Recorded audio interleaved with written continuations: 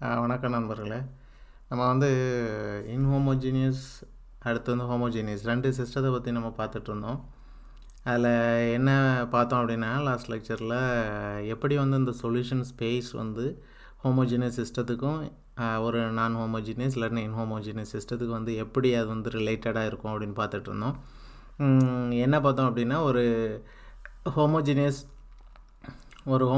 சிஸ்டத்துக்கு கிடைக்கிற ஒரு சொல்யூஷன், ஒரு இதில் கிடைக்கிற ஒரு சொல்யூஷன் செட்டு இன்ஹோமோஜினியஸ்க்கு வந்து என்ன ஆகும்னா, இந்த சொல்யூஷன் செட்டு வந்து ட்ரான்ஸ்லேட் ஆகி, அதாவது மேலே கீழே சைடில் அப்படின்னு எங்கேயாட்டு ஒரு இடத்துக்கு இந்த சொல்யூஷன் செட் வந்து ஷிஃப்ட் ஆகி இருக்கும் அப்படின்னு நம்ம வந்து பார்த்துட்டு இருந்தோம். ஃபார் எக்ஸாம்பிள் வந்து இதை ரெடியூஸ் பண்ணுறோம் அப்படின்னா, ரெடியூஸ்ட் ரோ எச்லான் ஃபார்மில் ரெடியூஸ் பண்ண மோஸ்ட்லி நம்மளுக்கு என்ன கிடச்சிச்சின்னா 1 - 3 0 0, அடுத்து வந்து பார்த்திங்கன்னா -3 0 இப்படி கிடச்சிச்சு.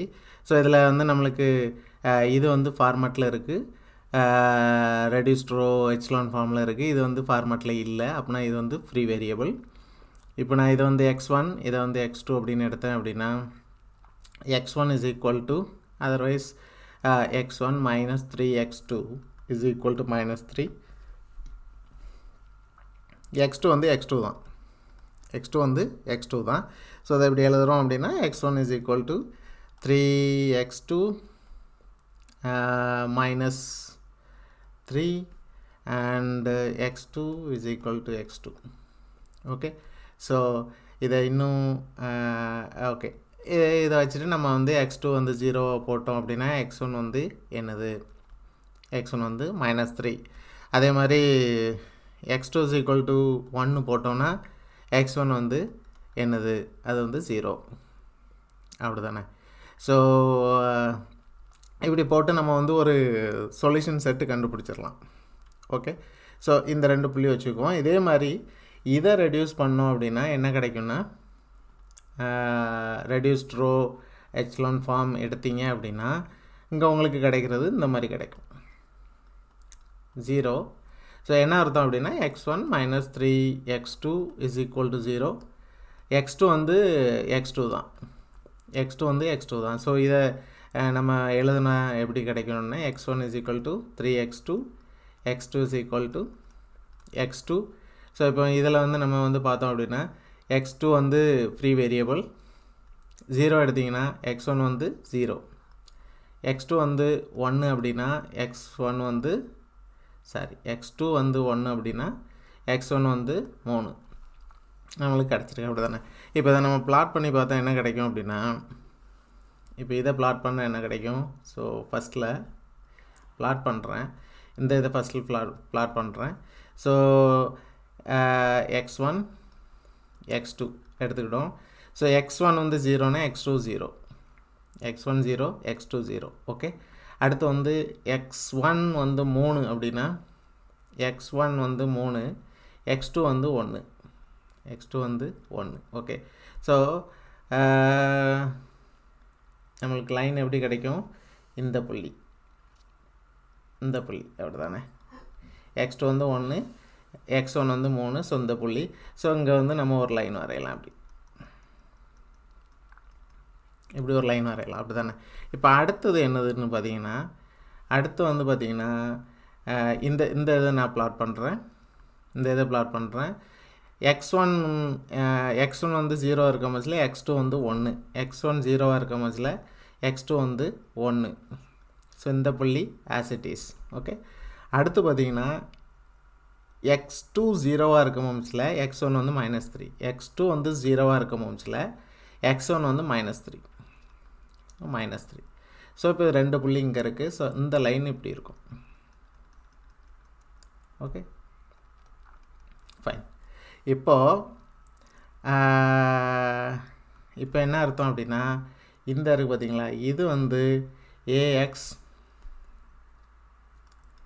இஸ் ஈக்குவல் டு 0 அதோட solution set, otherwise solution space, அப்படி தானே. என்ன அர்த்தம்னா, இதில் எந்த புள்ளியை சூஸ் பண்ணாலும் இந்த ஈக்குவேஷன் சாட்டிஸ்ஃபை ஆகும், அப்படி தானே. ஸோ இந்த லைனில் எந்த புள்ளியை சூஸ் பண்ணாலும் இந்த ஈக்குவேஷன் சாட்டிஸ்ஃபை ஆகும். அதே மாதிரி இந்த லைனில் எந்த புள்ளியை சூஸ் பண்ணாலும் இந்த ஈக்குவேஷன் சாட்டிஸ்ஃபை ஆகும். ஓகே, ஸோ இது வந்து A X is equal to B, அதோட சொல்யூஷன் ஸ்பேஸ். Okay fine. இப்போ பார்த்தீங்கன்னா ஏஎக்ஸ் இஸ் ஈக்குவல் டு 0வும் A X is equal to B அப்படிங்கிற இந்த ரெண்டும் வந்து பார்த்திங்கன்னா இந்த சொல்யூஷன் வந்து இந்த ஸ்பேஸ் வந்து கொஞ்சம் எப்படி ஷிஃப்ட் ஆகி கிடச்சிருக்கு, அப்படி தானே? ஸோ லாஸ்ட் கிளாஸில் என்ன நம்ம பார்த்தோம் அப்படின்னா இந்த -3 0 இதை தான் வந்து நம்ம வந்து பர்டிகுலர் சொல்யூஷன் அப்படின்னு பார்த்துட்ருந்தோம். இதுதான் வந்து நம்ம வந்து பர்டிகுலர் சொல்யூஷன் அப்படின்ட்டு பார்த்துட்ருந்தோம். அதாவது இதை நான் இப்படி எழுதுறேன்னு வச்சுக்கிடுங்களேன். x1 x2 is equal to x2 times என்ன கிடைக்கும், இங்கே 3, x2 வந்து 3, இங்கே வந்து 1, அப்படி தானே 1. அடுத்து வந்து ப்ளஸ் -3 0 ஓகே. ஸோ பார்த்தீங்கன்னா இது கூட எக்ஸ்ட்ரா ஒரு ஐட்டம் சேர்ந்துருக்கு. இதை தான் வந்து பர்டிகுலர் சொல்யூஷன் ஒன்று பார்த்தோம். அப்படி தானே? ஸோ இதை இன்னொரு வியூவில் பார்த்தோம் அப்படின்னா கொஞ்சம் ட்ரா பண்ணி காமிக்கிறேன், எப்படி வருதுன்னு பாருங்கள். என்ன அர்த்தம் அப்படின்னா, சப்போஸ் நம்மளோட ஸ்பேஸ் இப்படி இருக்குன்னு வச்சுக்கிடுங்க. ஓகே, ஸ்பேஸ் இப்படி இருக்குது. இப்போ இதில் வந்து நான் என்னோடய சொல்யூஷன் இதை வந்து நான் இப்படி வரைகிறேன். என்னோடய சொல்யூஷன்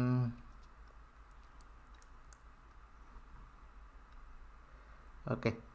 ஸோ இது என்னதுன்னா ஏஎக்ஸ் இஸ் ஈக்குவல் டு 0, அதோட சொல்யூஷன் செட்டு, அதோட சொல்யூஷன் ஸ்பேஸ்னு வச்சுக்கிடுங்களேன். ஓகேவா? சொல்யூஷன் ஸ்பேஸில் என்ன சொல்யூஷன் செட்டு என்ன அர்த்தம்னா இந்த பிளேனில் எந்த புள்ளியை சூஸ் பண்ணாலும் இந்த ஈக்குவேஷன் சாட்டிஸ்ஃபை ஆகும், அதுதான் அர்த்தம். ஓகே, ஸோ ஏதோ ஒரு புள்ளியை நான் சூஸ் பண்ணுறேன். ஓகே, ஸோ ஏதோ ஒரு புள்ளியை நான் இதில் சூஸ் பண்ணிட்டு இங்கேருந்து ஒரு வெக்டர் இப்படி வரைகிறேன்னு வச்சுக்கிடுங்களேன். ஓகே, ஸோ இதை நான் வந்து இந்த புள்ளியை வந்து ஜின்னு சொல்கிறேன். இப்போ நம்ம என்ன பார்த்தோம், ஏஎக்ஸ் இஸ் ஈக்குவல் டு பின்னு நீங்கள் ஒன்று சூஸ் பண்ணுறீங்க அப்படின்னா அதோட சொல்யூஷன் செட்டு, இந்த செட்டு வந்து ஏதோ ஷிஃப்ட் ஆகிருக்கும் அப்படின்னு சொல்லியிருந்தேன், அப்படி தானே? ஸோ இப்போ இதை நான் ஷிஃப்ட் பண்ணுறேன்னா இங்கே இப்படி எடுத்து இந்த இடத்துல வச்சுட்டு நான் ஷிஃப்ட் பண்ணுறேன். ஓகே, ஸோ என்ன அர்த்தம்னா இந்த மாதிரி ஷிஃப்ட் ஆகி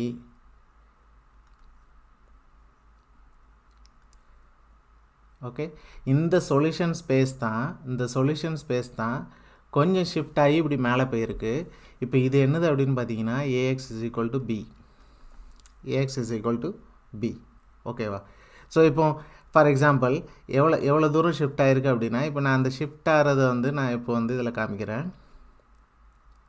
அதை வந்து நம்ம ஒரு பி அப்படின்னு எடுத்துக்கிட்டோம் அப்படின்னா இந்த பி என்ன தெரியுமா, முந்தின எக்ஸாம்பிளில் நம்ம பார்த்தோம் தெரியுமா, x1 x2 is equal to x2 times 3 1 plus ஒரு -3 0ன்னு வந்துச்சு, அப்படி தானே? இந்த வெக்டர் இதுதான் நத்திங் பட் இந்த பி, அதாவது எவ்வளோ தூரம் ட்ரான்ஸ்லேட் ஆகுது சொல்யூஷன் ஸ்பேஸ்.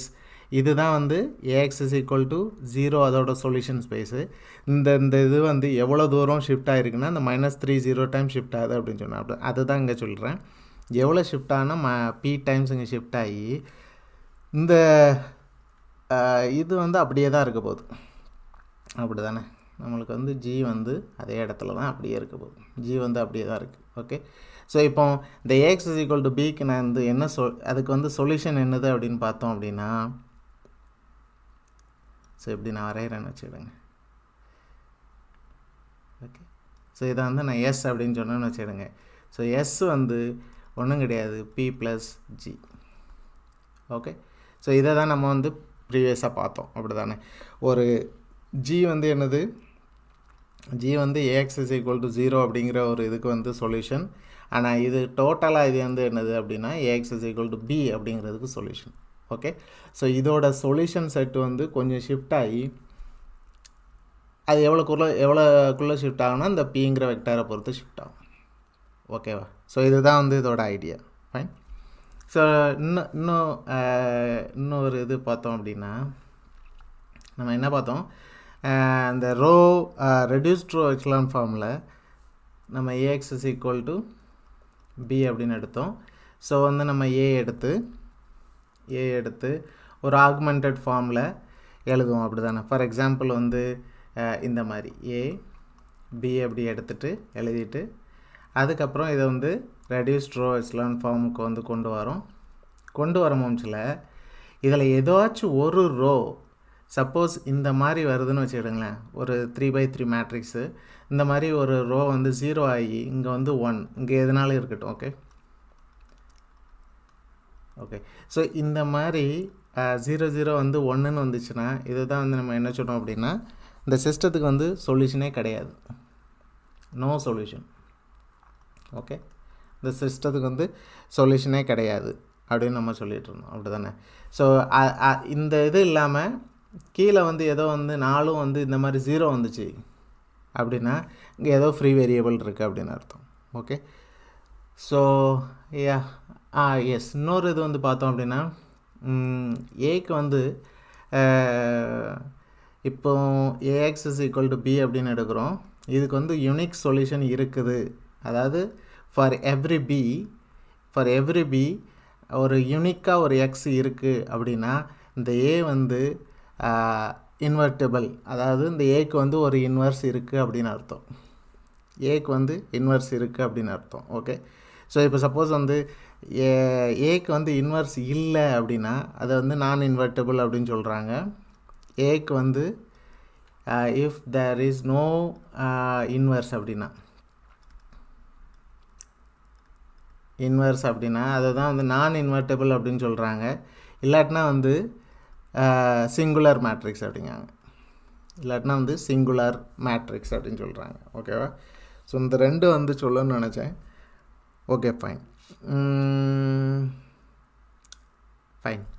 நம்ம இதில் இன்னொரு விஷயம் என்னதுன்னா, இப்போ சப்போஸ் இதுக்கு வந்து இன்வெர்ஸ் கண்டுபிடிக்கிறதுக்கு வந்து ஒன்று சொல்கிறாங்க. இந்த ஏக்கு வந்து இன்வெர்ஸ்க்கு எப்படி கண்டுபிடிப்பீங்க அப்படின்னா இதே ஃபார்முலா தான் எழுதுகிறாங்க. பட் வந்து ஏ இங்கே இருக்குது, இங்கே வந்து ஒரு ஐடென்டிட்டி மேட்ரிக்ஸ். இப்போ சப்போஸ் ஏ வந்து 3x3 அப்படின்னா இங்கே வந்து 1 0 0 0 1 0 0 0 1 இந்த மாதிரி ஒரு ஐடென்டிட்டி மேட்ரிக்ஸ் எடுத்து இதை வந்து ரோ ரெடியூஸ்ட் எச்லான் ஃபார்ம் கொண்டு வந்து ஃபைனலாக இங்கே ஏதோ ஒரு மேட்ரிக்ஸ் இருக்குது, ஃபைனலாக வந்து இங்கே 0 0 இப்படி வந்து 0 0 1 அப்படின்னு வந்து இங்கே ஏதோ ஒரு மேட்ரிக்ஸ் வரும் பார்த்தீங்களா, இந்த மேட்ரிக்ஸை தான் வந்து ஏ இன்வர்ஸ் அப்படின்னு சொல்கிறாங்க. இப்படி ஒரு ஃபார்மேட்டு கொண்டு வர முடிந்தால், அதாவது ஏ இப்படி எடுத்து இந்த மாதிரி ஒரு ஐடென்டிட்டி மேட்ரிக்ஸை வந்து ஆர்குமெண்ட் பண்ணி அதை ரோ ரெடியூஸ்ட் எச்லான் ஃபார்மில் இந்த மாதிரி கொண்டு வந்தோம் அப்படின்னா இங்கே கிடைக்கிற இந்த மேட்ரிக்ஸ் இருக்குது பார்த்தீங்களா, ஃபார் எக்ஸாம்பிள் இங்கே கிடைக்கிற இந்த மேட்ரிக்ஸ் இதுதான் வந்து ஏ இன்வர்ஸ் அப்படின்னு சொல்கிறாங்க. ஓகேவா? ஸோ இந்த இன்வர்ஸ் இந்த ரெண்டையும் சொல்ல நினச்சேன். ஓகே ஃபைன், நம்ம வந்து அடுத்த கிளாஸ் கண்டினியூ பண்ணலாம்.